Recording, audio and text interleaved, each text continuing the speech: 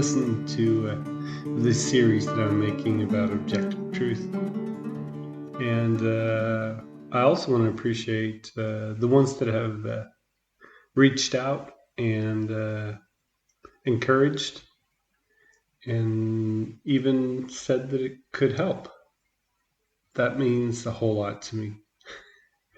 And thank you for just following with me on this trail of thought.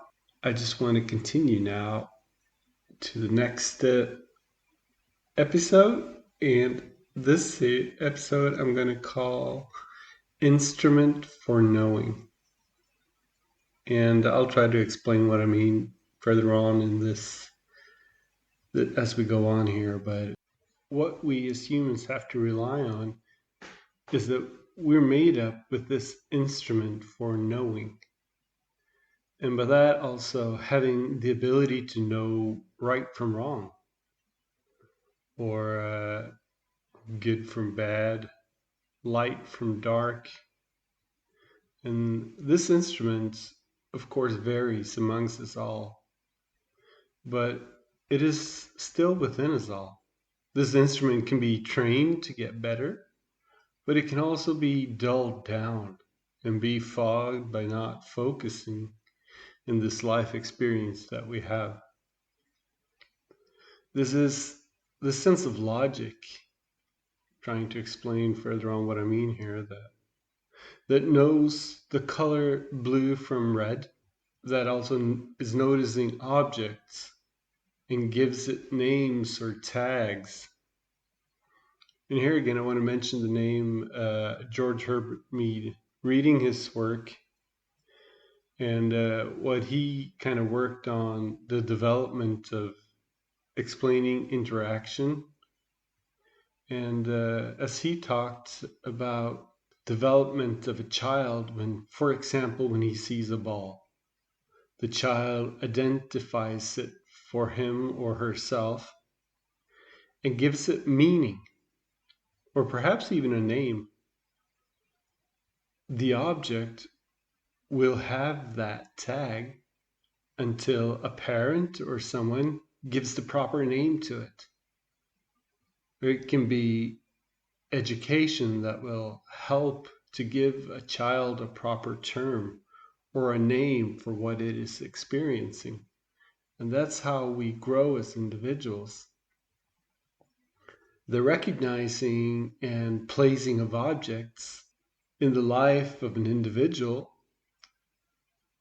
is the same intellect and instruments that we are all given from birth. And the culture will give a child his or her meaning to an object. And the linguistics, the language will kind of determine the utterance and the pronunciations. Now, the same is also true for individuals' ability to know the specter of morality, which is a broad subject, of course. Now, morality can be sharpened and it can be numbed by the environment and the different codes of conduct. That's how we learn. We can be taught and we can understand codes of conduct by what's around us, the people that we grow up around and how we're shaped. The different ethics in different cultures and how they differ in values. That even proves that we can have a group morality, a group mentality, a group morality that changes over time. And even today over geographical spaces. It cannot take away the individual's free agency. So even though we have a set of morals that the environment affects, we can't deny that we have a free agency within that span of what we know. So though it surely molds the being, it is ultimately me, or I am the one, the individual that holds the true decision making. Now, knowledge in morality is a virtue for mankind. It can be understood that morals are a common understanding and something of reason for humanity in general. So even though there are changes, we have the ability to decipher. You know what Mead taught me personally is how he created a language here about there is a difference in us that he kind of separated by using the words I and me, where I is the individual's core that experiences the world like the naked you that views the world in your own vulnerability, while the me is who you are to the world. You could say the educated me, or who you see in the mirror, or others somehow see. The, the influenced me, perhaps.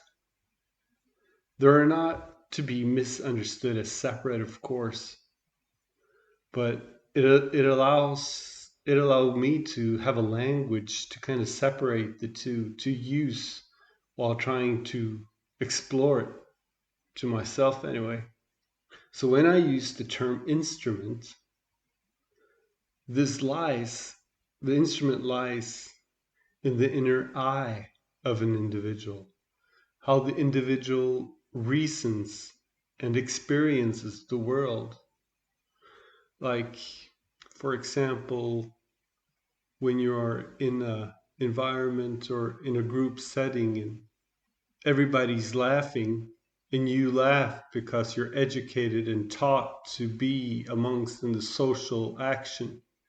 But the I in the inside can be insecure if I really understood a joke or something. So you are doing both things at the same time. So to the vulnerable I, this is how you experience the world, if that makes sense. It kind of makes sense to me anyway, so I hope I'm able to share it.